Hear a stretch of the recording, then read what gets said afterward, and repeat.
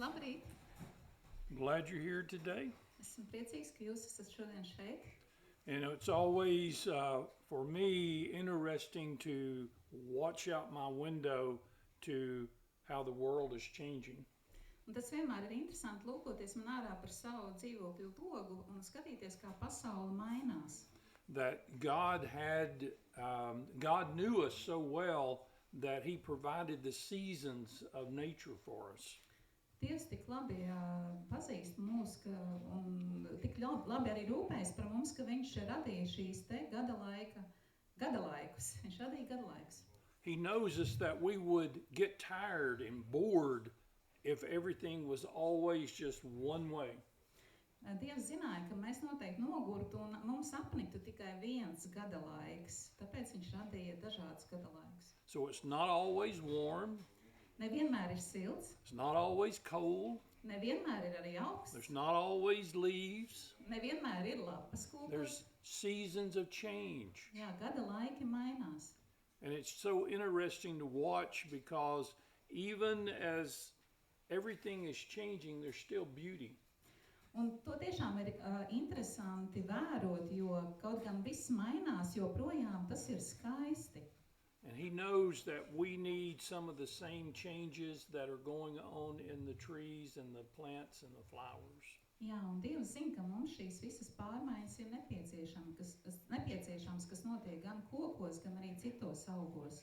So enjoy that beauty. Un tātad izbaudiet šo skaistumu. Enjoy what God has created. Izbaudi to, ko Dievs ir radījis. And what He's doing around you. Un izbaudi to, ko Dievs dara tev apkārt. That's not what I want to talk about today. Bet tas nav tas, par ko es gribu šodien runāt. Most of us have been watching and listening to the reports from the Israel-Hamas war. Lielākā daļa no mums pēdējā laikā ir lasījuši dažādas ziņas uztraucošas par Izraēlu un Hamas uzbrukumu Izraēlai. And I hear a lot of people say, this is the end times. Liela daļa cilvēku saka, ka šie izskatās pēc pēdējiem laikiem. This guarantees that we're not going to be here much longer. Ka tas savā ziņā garantē vai apliecina, ka mēs nebūsim pārāk ilgi šeit uz zemes. I don't know about that. Bet es nezinu to. I'm not an expert on that. Es neesmu eksperts šajās lietās.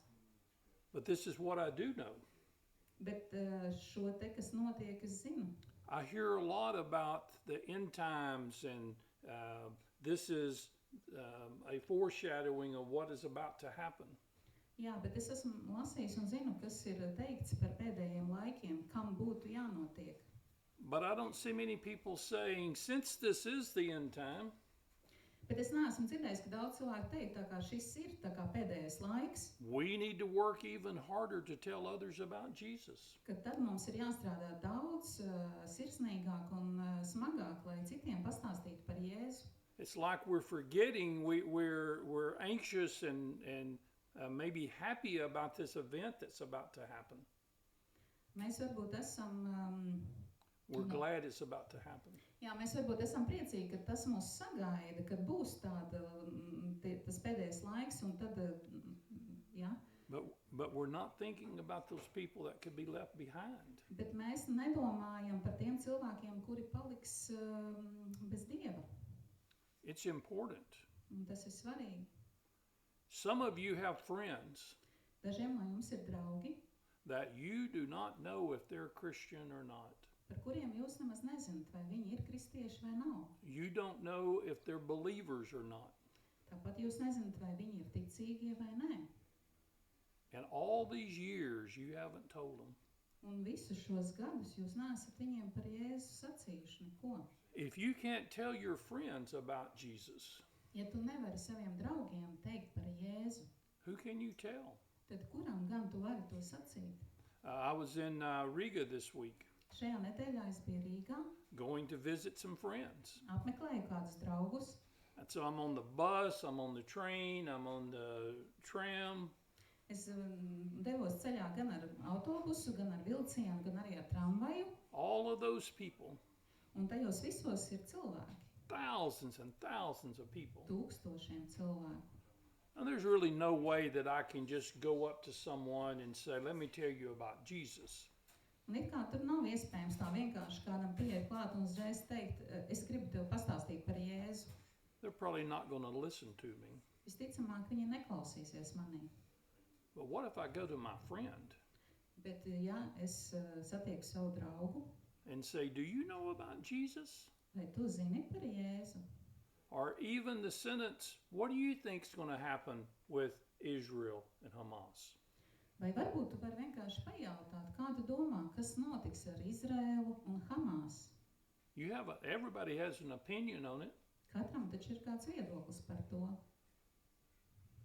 If we can't reach out in this time, Ja mēs nevaram cilvēkus aizsniegt šajā laikā, when will there be a good time? kad tad būs tas labais laiks? Most of you in this room have been coming to this church for years, some of you, most of you. Lielākā daļa no jums uz šo draudzi, šo namu ir nākuši daudzus gadus jau. And you really can't give the excuse, I don't know how to talk to anybody about Jesus. Un jums nav iespējas aizbildināties, sakot, ka es nezinu, kā kādam citam pateikt par Jēzu. Why have you been coming all these years? Kāpēc tad tu nāc uz draudzi visus šos gadus? Has it just been about you? Vai tas ir tikai par tevi? Or has God been preparing you to tell others about Jesus? Vai tomēr Dievs šeit sagatavo tevi, lai tu varētu pastāstīt citiem par Jēzu? The war in Israel is serious. Karš Izrēlā ir ļoti nopietns. We don't know what's going to happen tomorrow or the next day. Mēs nezinām, kas notiks rīt un nākamajā dienā.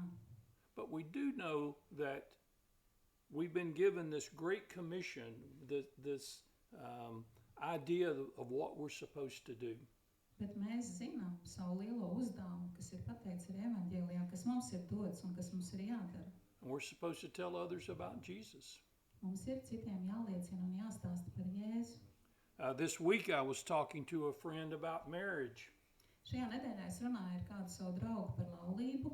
And how do you keep your marriage going well? Un kā tu vari rūpēties, lai tā laulība būtu laba. And I shared with him that you have to work on that marriage every day. Un es dalījos viņam, ka tev ir jāstrādā priekš šīs laulības katru dienu. You have to let the person you're married to know every single day that you care and love them. Un personai, ko tu esi apprecējis, tev jādara zināms un jāparāda katru dienu, ka tu rūpējies un ka tu mīli viņu. It's the same way with your friends. Un līdzīgi ir arī ar taviem draugiem. You're closer to them than all those other people that I was with in Riga. Tu esi daudz tuvāk saviem draugiem nekā pārējie cilvēki, līdzīgi kā es, kad biju Rīgā. And you have to work on that friendship.